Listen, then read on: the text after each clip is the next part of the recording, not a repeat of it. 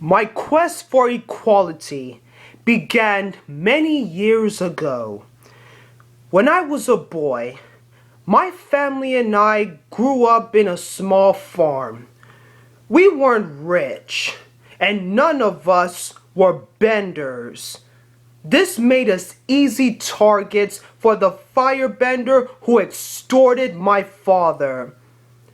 One day, my father confronted this man, but when he did, that firebender took my family from me.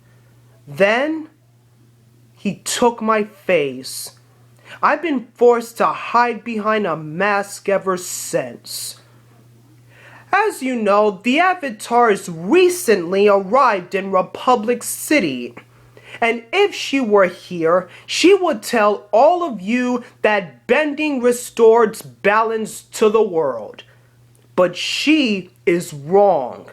The only thing that bending restores to this world is suffering. It has been the cause of every war through every era, but that is about to change.